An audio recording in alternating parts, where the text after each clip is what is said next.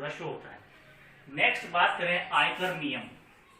आयकर नियम यानी कि इनकम टैक्स रूल्स 1962 लागू होते हैं, और इसके अंदर ये कौन रूल बनाता है?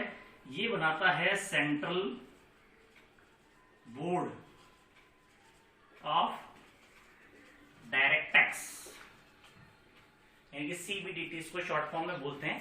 यानी कि कुछ रूल्स रेगुलेशंस बनाता है कि किस तरह से कुछ परिपत्र यानी ये जो होते हैं सर्कुलर्स और नोटिफिकेशन होते हैं, ये जारी करता है कि क्या हमारी शक्तियां रहेंगी, हम किस तरह से काम करेंगे। तो ये सारे नियम बनाए जाते हैं central board of direct tax के द्वारा। अब इसके अंदर एक हम जो टर्म पढ़ते हैं वो पढ़ते हैं एक सर्कुलर और नोटिफिकेशन, परिपत्र और अधिसूचना।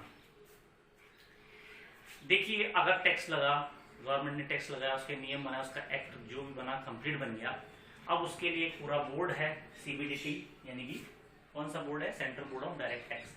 अब उसके अधिकारियों के लिए क्या नोटिफिकेशन है, उनको क्या शक्तियां प्राप्त हैं, उनकी शक्ति के तहत जाकर के मतलब चेक कर सकते हैं कि इसकी इनकम कितनी है। ऐसे नहीं कि हर किसी के घर में भी चले गए और वो सारे काम कर लिए, जब तक उनको प्रॉपर जो उनकी शक्तियां प्राप्त हैं और एक थ्रू चैनल किस तरह से वो चल सकते हैं, उन सब की बात अगर हम करें तो वो उस परिपत्र में कौन शो करता है, यानी कौन उसको प्रकाशित करता है? CBDT, central board of direct tax प्रकाशित करता है। और ये किनके लिए होती है?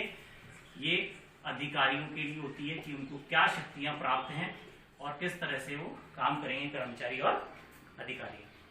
इसके बाद कुछ नोट, यानी कि ये जो सर्कुलर होता है, इसको अब मैं एक बात और समझा देता हूँ आपको, एक बात और समझाता हूँ। ये जनता के ऊपर लागू होने के लिए, बाध्य करने के लिए लागू नहीं होता है। ये अधिकारियों के लिए होता है कि उनको अपनी किस सीमा के अंतर्गत रहते हुए कार्य करना है। एक होता है अधिसूचना, नोटिफिकेशन। हम जानते हैं कि बीच बीच में कुछ नोटिफिकेशंस आते हैं, जैसे अभी हम देख रहे हैं कि कोरोना काल में सरकार ने टैक्स भरने की रियायत या टैक्स भरने का जो टाइम पीरियड था उसको थोड़ा बढ़ाया, यानी कि जो इन्वेस्टमेंट 31 मार्च, हम जानते हैं कि इसका एक फाइनेंशियल ईयर होता है 1 अप्रैल से 31 मार्च तक। तो 31 मार्च तक होने वाले जो भी इन्वेस्टमेंट हैं उन्हीं को आप अपने इनकम टैक्स में छूट ले सकते हैं, आपकी इनकम के अंदर छूट ले सकते हैं, टैक्स के अंदर छूट ले सकते हैं। लेकिन इसको सरकार ने अब क्या करा कि 30 जून तक कर दिया, यानी कि 3 महीने के लिए और बढ़ाया, क्योंकि कोरोना पीरियड चल रहा था, सारी जगह लॉकडाउन था, तो सरकार ने इसको 3 महीने और बढ़ाया कि अगर किसी ने 3 महीने में भी कोई दान दिया हो, क्योंकि कोरोना टाइम था, कई जो हैं उन्होंने लोगों की जो गरीब जनता उनको दान भी दिया, कुछ इन्वेस्टमेंट भी किए, तो इस तरह से उस पीरियड को क्या करा उन्होंने बढ़ाया।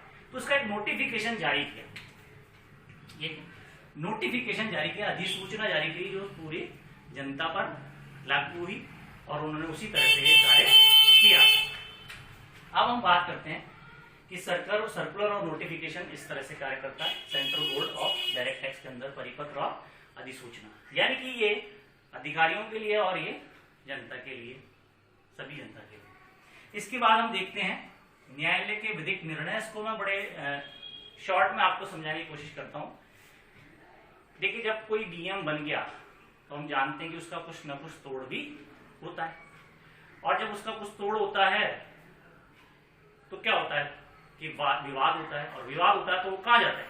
कोर्ट में जाता है, उसको सुलझारा करने के लिए। जैसे कि आपने अपने 11th-12th में पढ़ा होगा, पार्टनरशिप में एक नियम है जैसे गार्नर वर्सेस मरे का नियम, तो भी एक नियम बन गया, यानी कि कुछ उनमें डिस्प्यूट हुए, वो कोर्ट में गए और उसको क्या करा, कोर्ट ने एक नियम बना दिया कि साहब आप इस तरह से भी अपनी कैपिटल को डिस्ट्रीब्यूट कर सकते हो, इस तरह से लॉस को डिस्ट्रीब्यूट कर सकते हो।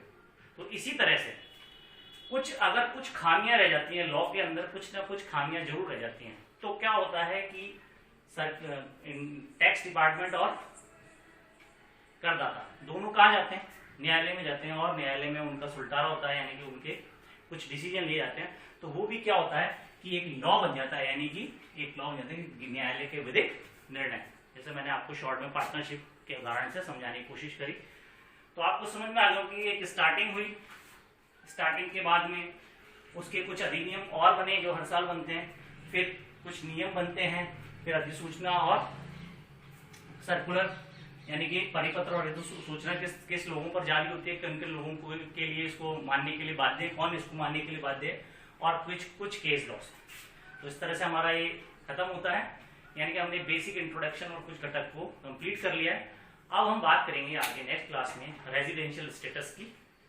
धन्यवाद।